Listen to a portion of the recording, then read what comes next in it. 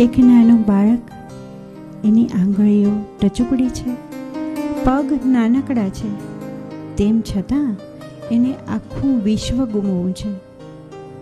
અને પરમેશ્વર પણ આ નાના બાળકની પ્રાર્થના જરૂરથી સાંભળે છે. તો ચાલો આ શબ્દોને ચરિતાર્થ કરતી એક પ્રાર્થના સાંભળીએ.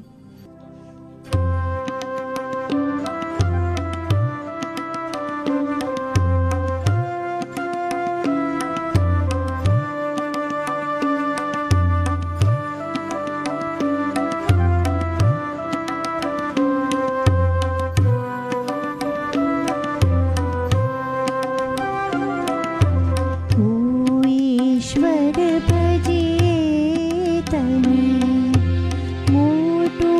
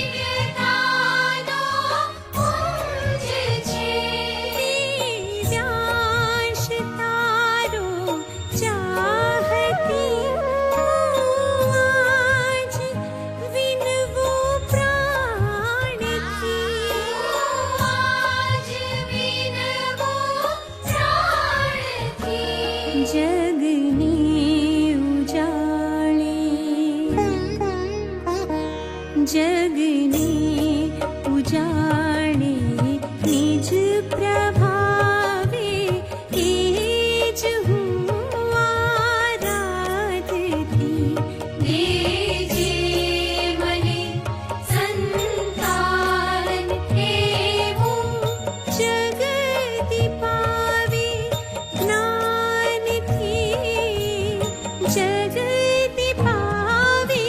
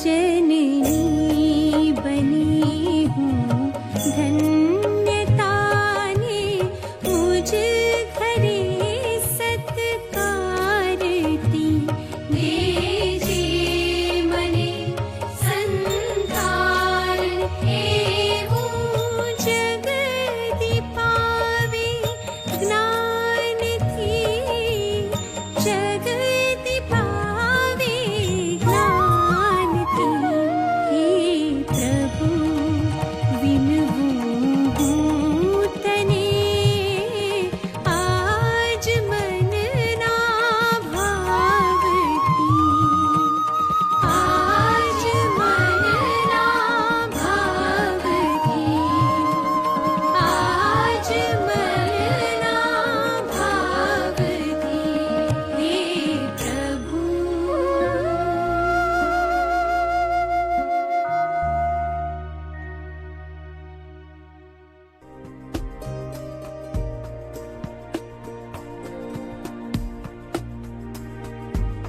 નમસ્તે, હું ડૉક્ટર મીના શાહ, બાળરોગ નિષ્ણાત, પ્રીનેટલ કોચ અને માસ્ટર ટ્રેનર. તમે માતા બનવાના છો? અભિનંદન. એક ખૂબ જ સારો પીરિયડ છે તમારી જિંદગીનો કે જ્યારે ત્યારે આ સમયે તમારે તમારી સૌથી વધારે કાળજી રાખવાની છે. કારણ કે તમે જ્યારે તમારી કાળજી રાખશો તો 9 મહિના સરળતાથી પસાર થશે, તમને નાની મોટી તકલીફો ઓછી થશે, અંદર બાળકનો વિકાસ પણ ઉત્તમોત્તમ થશે. હા, સારી પ્રેગ્નન્સી માટે સારો આહાર પણ અગત્યનો છે, આરામ પણ અગત્યનો છે, કસરતો અને યોગ પણ અગત્યના છે, નિયમિત ડૉક્ટરી તપાસ પણ અગત્યની છે અને ડૉક્ટરની સલાહ મુજબ દવાઓ ઇન્જેક્શન લેવા પણ જરૂરી છે. આ બધું મળીને જ એક સ્વસ્થ માતૃત્વ માટે તમને તૈયાર કરે છે. તો આ બધામાં એક અગત્યનો ભાગ છે તે છે યોગ. આપણી સંસ્કૃતિમાં યોગને કહેવાય છે જોડાણ. અને અત્યારે તો તમારી સાથેનું જોડાણ ખૂબ જ સારું જ હશે અને તમારું જોડાણ તમારા બાળક સાથે જેટલું સારું હશે તેટલો બાળકનો વિકાસ પણ સારામાં સારો થશે. એટલે યોગ જે આપણી બહુ જ પ્રાચીન આપણી પદ્ધતિ છે તે પ્રેગ્નન્ટ બહેનો માટે પણ ખૂબ જ ઉપયોગી છે. યોગના 2 ભાગ છે, એક છે આસનો, પછી બીજું છે પ્રાણાયામ. બંને અગત્યના છે. તો આપણે આજે બંને જોઈશું કે કયું યોગ આસન તમે કરી શકો અને કયા પ્રાણાયામ તમને મદદમાં આવી શકે હમણાં અને સુવાવડ વખતે પણ. તો શરૂઆત કરીએ છીએ કે આપણે પહેલું આસન છે તે પર્વતાસન કહેવાય છે. અને જેવી રીતે નામ છે પર્વતાસન એટલે તમારા શરીરનો આકાર, છેલ્લું પોસ્ચર જે પકડશે તે એક જાણે પર્વત જેવું દેખાશે. અને હા, યોગ અને કસરતમાં એક ફેર છે. યોગમાં તમારા મૂવમેન્ટની સાથે તમારે શ્વાસોચ્છ્વાસને જોડવાનો છે. યોગમાં તમારું ધ્યાન ઓફકોર્સ કસરતની જેમ જ ખૂબ જ તમે જે આસન કરો છો તેના ઉપર જ રાખવાનું છે. તો અને યોગની બીજી એક ત્રીજી વાત છે કે જે પોઝિશનમાં તમે જાઓ છો તેનાથી ઉલટી જ પોઝિશનમાં તમારે પાછું આવવાનું છે. જલ્દીમાં કશું જ કરવાનું નથી.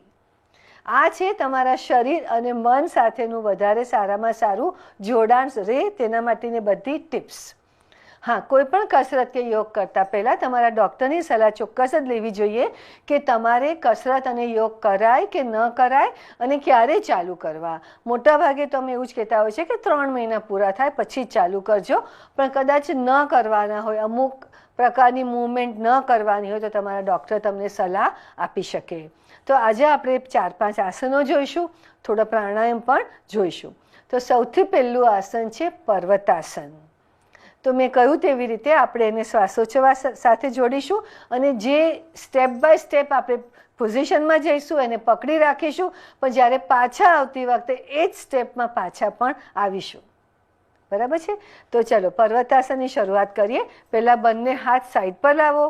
અત્યારે તમારી હથેળી નીચે તરફ છે. હવે તેને આકાશની તરફ કે ફેરવો અને હવે શ્વાસ લો. ધીમે તમારા બંને હાથ કાનની પાછળ રાખી અને ઉપર લઈ જાઓ અને તેને જોડો. અંગૂઠાને પણ સાથે રાખો. હવે કમરનો નીચેનો ભાગ ઉપર તરફ ખેંચો, મધ્ય ભાગ ઉપર તરફ ખેંચો, ઉપરનો ભાગ પણ ઉપરની તરફ ખેંચો, ખભાને બધું. અત્યારે તમારે શ્વાસ તમે પકડેલો છે.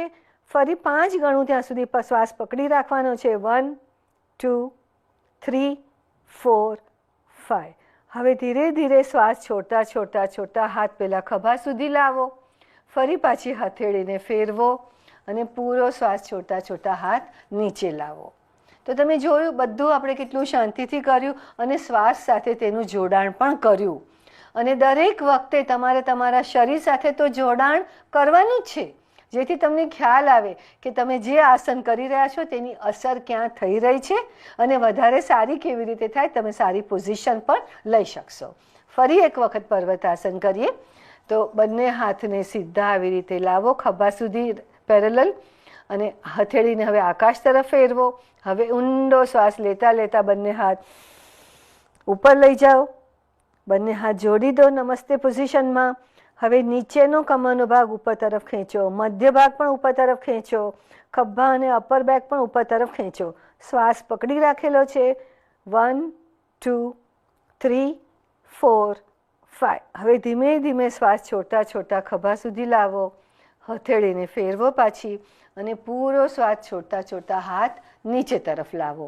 આમાં તમારું, કારણ કે તમે ધીમે lower back, middle back, upper back બધાને ઉપર તરફ ખેંચી તો ખૂબ જ સરસ સારું ખેંચાણ અનુભવાશે અને રિલેક્સ થઈ જવાશે. આ આસન તમે દિવસમાં 4 થી 5 વખત, ઇવન 1 વખત 2 વખત તમે કરી શકો છો. કદાચ તમારાથી નીચે ન બેસાય અને ઓફિસમાં હો તો ઓફિસમાં ખુરશી પર બેઠા પણ કરી શકો છો, પણ કરવું અગત્યનું છે. બરાબર છે? તો આ એક પર્વતાસન છે જે તમને ખૂબ જ મદદ કરશે. પછી બીજું છે તે સુખાસનમાં બંને તરફ વળવું.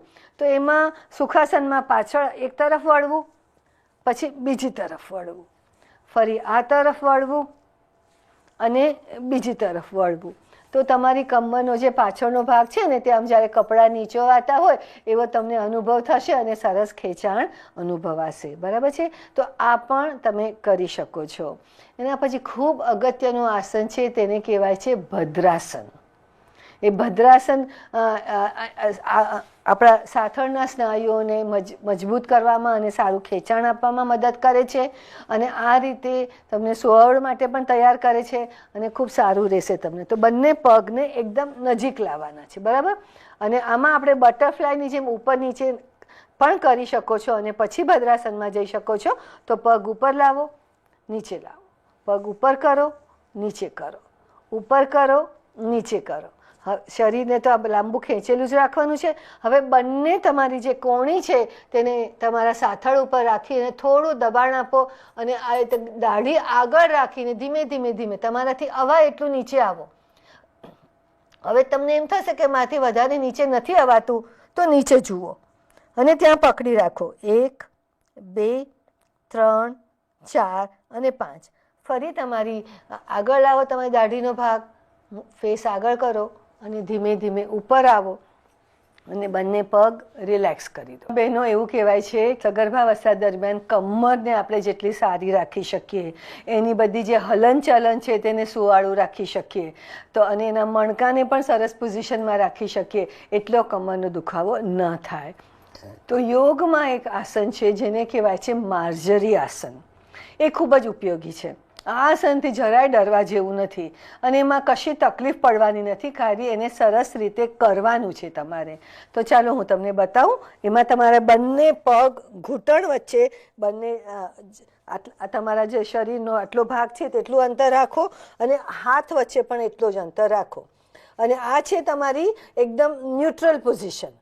પછી ધીમે ધીમે શ્વાસ લેતા લેતા માથું ઉપર કરવાનું અને તમારે આ કમરના આ ભાગમાં ખાડો પડવા દેવાનો અને 1 2 3 4 5 પકડી રાખવાનું. ફરી શ્વાસ છોડતા છોડતા છોડતા માથું નીચે લઈ જવાનું અને આખી કમરને જેટલી ઉપર ખેંચાય તેટલી ગોળાકારમાં લાવવાની.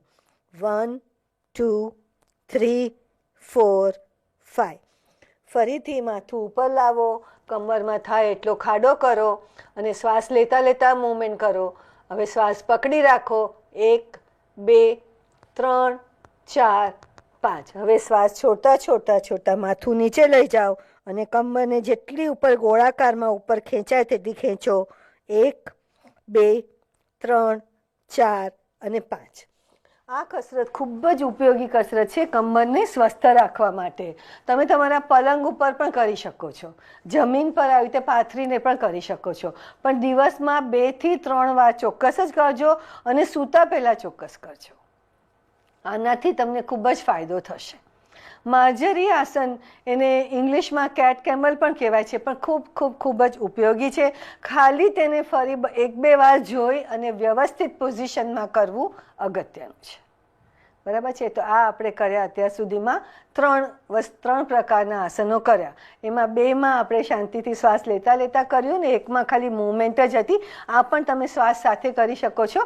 એક તરફ ફરો ત્યારે શ્વાસ લેવાનો અને બીજા તરફ ફરો ત્યારે છોડી દેવાનો, તેવું પણ તમે કરી શકો છો. હવે બીજું એક સારું આસન છે તે છે મલાસન. મલાસન તમારા કાફ મસલ્સને મજબૂત કરે છે, એટલે પિંડીના સ્નાયુઓને મજબૂત રાખે છે.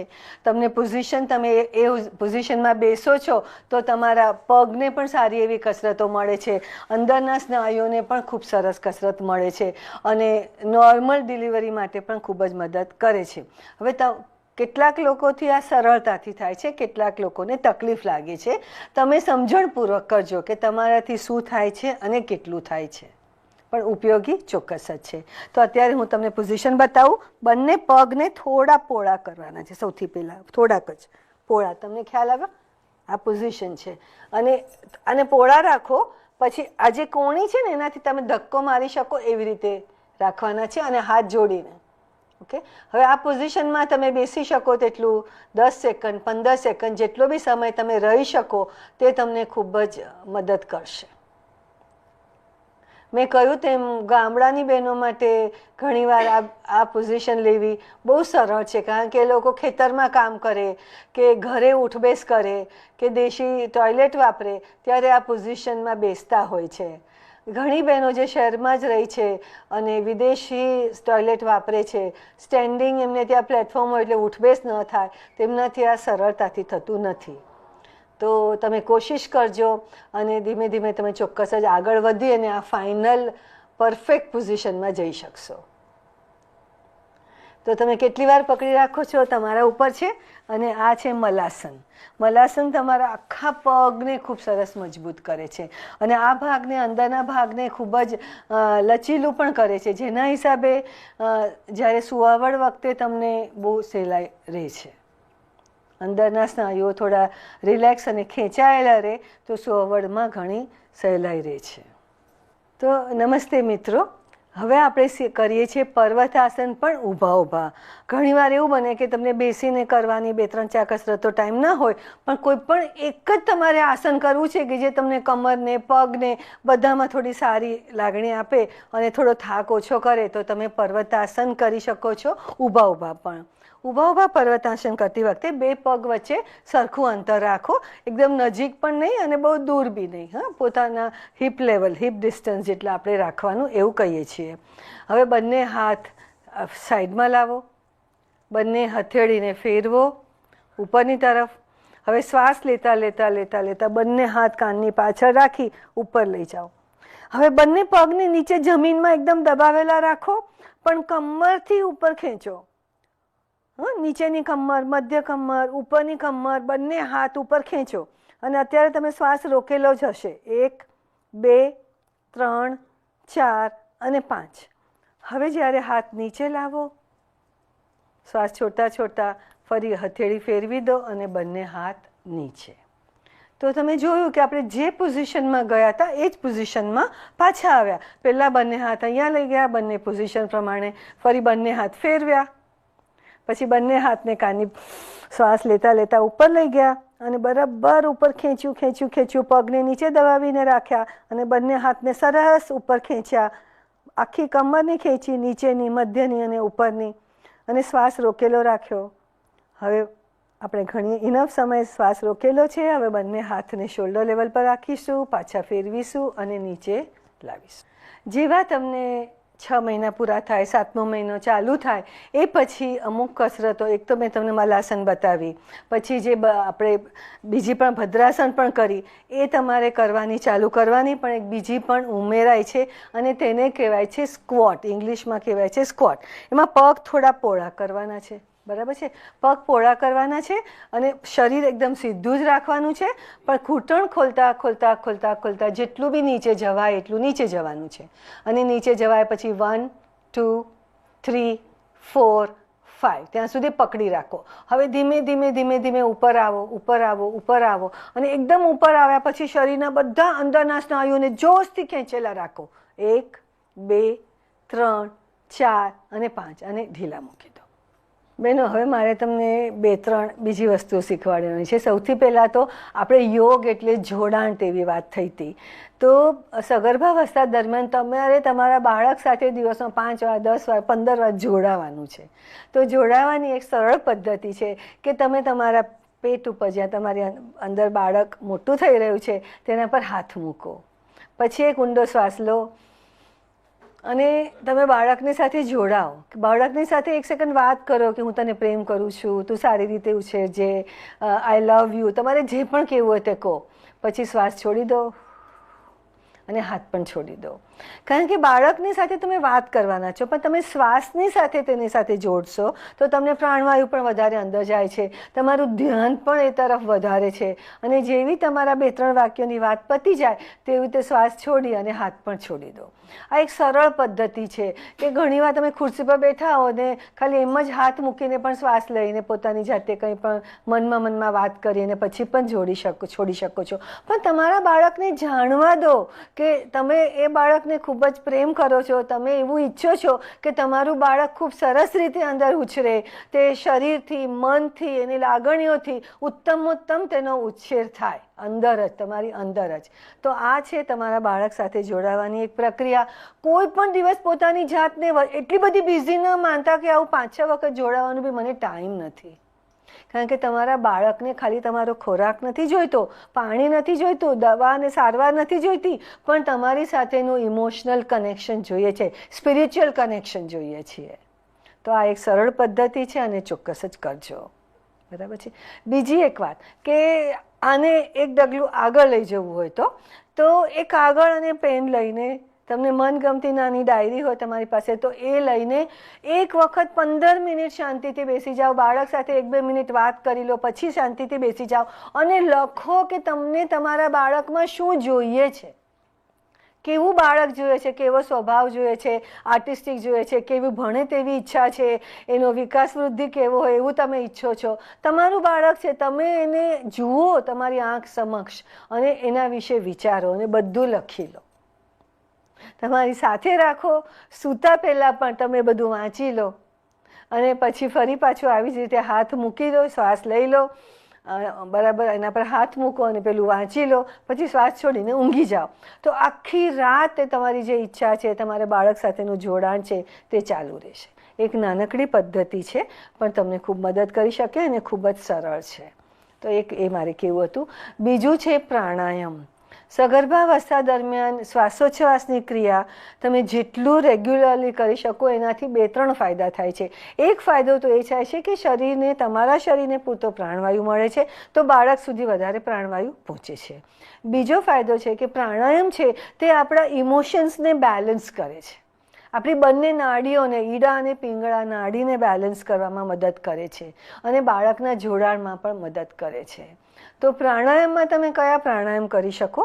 તો એક તો સિમ્પલ છે, તે ડીપ બ્રીધિંગ, નાકથી શ્વાસ લેવાનો અને મોઢાથી છોડવાનો. ઓકે. તો જ્યારે તમે નાકથી શ્વાસ લો તો નાક, ગળું, છાતી અને ઉદરપટલ બધું ફૂલાવી અને સરસ રીતે ઊંડો શ્વાસ લો અને પછી ધીમે ધીમે ધીમે મોઢાથી છોડી દો. ફરી એક વખત ઊંડો શ્વાસ લો, નાક, ગળું, છાતીનો ભાગ, પેટનો ભાગ પણ બહાર આવે છે. આ પૂરો શ્વાસ અંદર લીધો, પછી ધીમે ધીમે મોઢાથી છોડી દો.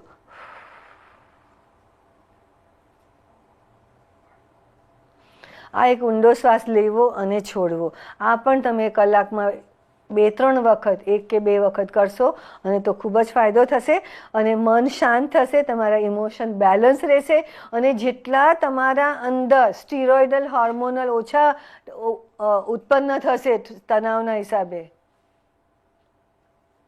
હવે ફરીથી કરું, હવે ડિસ્ટર્બ, એટલે ફરીથી ખાલી એનો ફાયદાની વાત ફરીથી કરું છું. ઓકે. પહેલાં કર્યું હતું એ ભલે રહ્યું. આ રીતે તમે ઊંડવા શ્વાસ લેશો અને છોડશો અને એ સમયે જો હાથ મૂકીને પણ કરશો જેથી બાળક સુધી નહીં પણ તમારા હાથથી તમારો પ્રેમ પહોંચશે. આવું તમે કલાકમાં 1 વાર, 2 વાર, 3 વાર કરતા રહેશો તો 3-4 ફાયદા થાય છે. એક તો ઓક્સિજનેશન વધારે સારું થાય છે, એટલે તમને અને બાળકને પ્રાણવાયુ વધારે મળે છે. શ્વાસ લેવાથી અને ધીમેથી છોડવાથી મન શાંત થાય છે, કારણ કે તમારા અંદર જે હોર્મોનલ ચેન્જ થયા હોય તણાવના હિસાબે, વધારે સ્ટીરોઇડ અને અમુક હોર્મોન્સ પેદા થયા હોય તે બધું શાંત થવા લાગે છે. તમારા પેરાસિમ્પેથેટિક સિસ્ટમ વધારે સ્ટ્રોંગ થાય છે અને મન શાંત થાય છે, ઇમોશન બેલેન્સ થાય છે. તો આ પ્રાણાયામના કે શ્વાસોચ્છ્વાસના ખાસ કરીને સમજણપૂર્વકની ક્રિયાથી ખૂબ જ ફાયદો થાય છે અને આના હિસાબે બાળકનો વિકાસ અને વૃદ્ધિ પણ ખૂબ સારા થાય છે. તો એક તો આ તમે સરળ બ્રીધિંગ ઇન અને આઉટ કરી શકો કે જેને બેલી બ્રીધિંગ પણ કહેવાય છે, કે તમે ઊંડા શ્વાસ લીધા પેટ સુધીના અને ધીમેથી તમે છોડી દીધા. બરાબર. પછી બીજો આપણે બધા કહીએ છીએ તે કે અનુલોમ વિલોમ. અનુલોમ વિલોમ હું તમને સરળ પદ્ધતિ શીખવાડીશ. ઘણા અહીંયા આંગળી મૂકવાનું કહેશે, આ આંગળી છોડો મૂકો કહેશો, પણ હું તમને એક સરળ પદ્ધતિ પણ બતાવવા માંગુ છું કે જે તમને કમ્ફર્ટેબલ રહે. પદ્ધતિ તો એ જ છે પણ ખાલી હાથની પદ્ધતિની વાત કરીએ છીએ. તો આ એક અંગૂઠો અને છેલ્લી 2 આંગળીઓ કે 1 આંગળીઓનો તમે ઉપયોગ કરી શકો છો. તો અંગૂઠાથી તમે ડાબી નાસિકા બંધ કરી જમણી નાસિકા બંધ કરી ડાબી નાસિકાથી શ્વાસ અંદર, પછી આંગળીથી બંધ કરી અને જમણી નાસિકાથી શ્વાસ બહાર. ફરી જમણી નાસિકાથી શ્વાસ અંદર, ડાબી નાસિકાથી બહાર. ફરી ડાબી નાસિકાથી શ્વાસ અંદર, જમણી નાસિકાથી બહાર, જમણી નાસિકાથી શ્વાસ અંદર, ડાબી નાસિકાથી બહાર. આ આપણે 2 રાઉન્ડ કર્યા. તમે આંખ બંધ કરીને શાંતિથી આવા 5 રાઉન્ડ કરો તો તમે જોશો કે તમારા જે શ્વાસનું જે રેગ્યુલેશન છે, જમણી અને ડાબી નાસિકાનું બેલેન્સ સારું થાય છે. અને તમે શાંતિથી શ્વાસ લો છો અને જાગૃતિ સાથે શ્વાસ લો છો એટલે મનમાં શાંતિ અનુભવ થાય છે. હોર્મોનલ ચેન્જ બધા પોઝિટિવ થાય છે. તો અનુલોમ વિલોમ તમે સવારે ઉઠીને કરી શકો છો, બપોરે આરામ કરતાં પહેલાં કરી શકો છો, રાત્રે સૂતા પહેલાં પણ કરી શકો છો. ખૂબ સરળ છે પણ ખૂબ જ ઉપયોગી પદ્ધતિ છે. પછી એક બીજી પદ્ધતિ છે કે જે આપણા વેગસ નર્વ, આપણો વેગસ નર્વ જે કહેવાય છે તે મગજમાંથી ચાલુ થઈને અહીંયા સુધી પહોંચે છે. તો એ શરીરનો એક લાંબામાં લાંબો નસ છે આપણી જ્ઞાનતંતુની, અને એના ખૂબ જ તમને પ્રેગ્નન્સીમાં એને એક્ટિવેટ કરવાથી ઘણો બધો ફાયદો થાય છે. એટલે તમે જ્યાં વેગસ નર્વને જો આપણે એવું કહેવાય કે આપણે એને સ્ટિમ્યુલેટ કરવો હોય કે એને વધારે જાગૃત કરવો હોય તો આપણે જે કહેવાય છે કે ભ્રામરી પ્રાણાયામ તમને ખૂબ જ મદદ કરી શકે છે. હું તમને બધું બંધ કરવા સિવાયની સરળ પદ્ધતિ પણ કહી શકું છું કે શ્વાસ ઊંડો લેવાનો અને મોઢાથી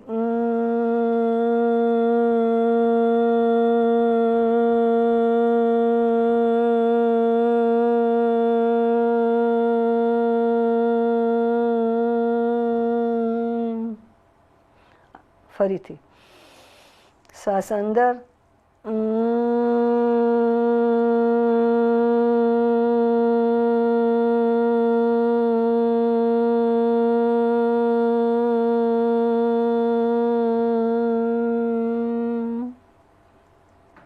ફરીથી લાંબો શ્વાસ અંદર,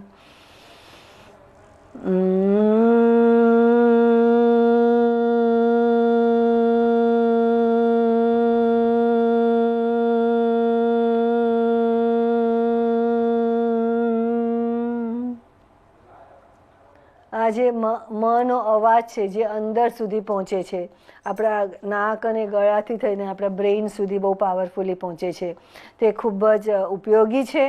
તો આ જે તમારે ભ્રામરી પ્રાણાયામ છે એ પણ તમે દિવસમાં જો 2 વખત કરી શકો, 3 વખત, 5 વખત, 7 વખત તમારાથી થાય એટલું. ઘણાને ગમે તો તમે આ 2 આંગળી કાનમાં નાખીને પણ તમારી ભ્રામરી કરી શકો છો. જુદી જુદી પદ્ધતિ છે, મેં તમને સિમ્પલ કહી. પછી તમે આ કરીને પણ કરી શકો છો, આ બધા બંધ કરીને પણ કરતા હોય છે. પણ તમારાથી જે સરળતાથી થાય એ હું અહીંયા બતાવું છું જેથી તમે સહેલાઈથી કરી શકો. મનમાં એવું ન થાય કે અમે બરાબર કર્યું કે નહીં, તમે બરાબર જ કરી શકશો. તો આ બધા પ્રાણાયામ તમને ખૂબ મદદ કરશે. અને છેલ્લે એક અગત્યની વાત કરવી છે કે જેટલો તમે લાંબો સમય શ્વાસ રોકી શકશો એટલો તમે જ્યારે તમે સુવાવડના સમય જ્યારે તમારે બાળકને જોર કરીને બહાર ધકેલવાનું છે એ સમયે તમને જે લાંબો શ્વાસ રાખવાની તમારી ક્ષમતા છે તે તમને મદદ કરશે. તો તમારી ક્ષમતા વધારવા માટેનું એક ખાસ કરીને બ્રીધિંગ છે તે હું તમને છેલ્લે બતાવી દઉં. અને એ તમે 5મા મહિનાથી પણ જો ચાલુ કરશો અને પહેલાં તમે શરૂ કરશો ને તો માંડ 10 સેકન્ડ 15 સેકન્ડ રોકાય છે એવું તમને થશે.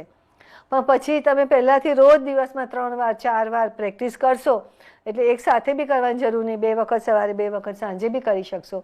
તો તમારું 9 મહિના થતાં સુધીમાં તો તમે આરામથી 30 સેકન્ડ 35 સેકન્ડ 40 સેકન્ડ સુધી તમે શ્વાસ રોકી શકશો. તો હવે આપણે ખાલી બતાવું છું કે તમારે શું કરવાનું છે. હા, એના માટે તમારે એક ઘડિયાળ જોઈશે. સેકન્ડવાળો કાંટો હોય તો વધારે સારું. તમે મોબાઈલનો ઉપયોગ કરીને તમે સ્ટોપવોચ વાપરી શકો તો એનાથી પણ તમને ખબર તરત જ પડી જાય છે. અને નહીં તો કોઈ પણ ક્લોક હોય એમાં તમે સેકન્ડનો કાંટો જોઈ લો કે મેં જ્યારે શ્વાસ રોક્યો ત્યારે કેટલી સેકન્ડ થઈ અને જ્યારે તમે શ્વાસ છોડી દો છો ત્યારે કેટલા સુધી પહોંચી. એ રીતે પણ તમે સમજી શકો છો. તમારી રીતે તમે આનો ઉપયોગ કરી શકો છો. બરાબર? તો આમાં કરવાનું છે શું? એક ઊંડો શ્વાસ લો, પૂરેપૂરો બહાર છોડી દો ફૂંક મારીને. ફરી એકદમ ઊંડો શ્વાસ લો અને પકડી રાખો. શરીર ઢીલું મૂકી દો અને શ્વાસ પકડી રાખો. સમય નોંધ કરી લો. ચલો આપણે સમજી લઈએ કે અત્યારે મને ઓલરેડી મેં 35 સેકન્ડ સુધી રોકેલો છે અને હવે મારાથી નહીં રોકાય તો ધીમેથી છોડી દેવાનો. તો તમને પોતાની ખ્યાલ આવશે કે પહેલાં મારો 10 સેકન્ડ રહેતો હતો, હવે 12 તો થયો જ છે. ના, હું હમણાં પ્રેક્ટિસ કરું છું તો 20 સુધી પણ પહોંચીશું. એટલે આપણો કોન્ફિડન્સ લેવલ વધે છે. આપણે શ્વાસ લાંબો સમય રોકી શકીએ તો બાળ જન્મ વખતે જ્યારે તમને ડૉક્ટર કહેશે કે બેન બરાબર જોર કરીને ધક્કો માર, ધકેલ, બાળકને બહાર ધકેલ, એવું તમને કહેશે ત્યારે તમે પહેલાં શ્વાસ લેવાનો, પૂરો છોડી દેવાનો, પછી લેવાનો અને પછી બરાબર તમે લાંબો સમય શ્વાસ રોકી અને સરસ રીતે બાળકને જન્મ આપી શકશો.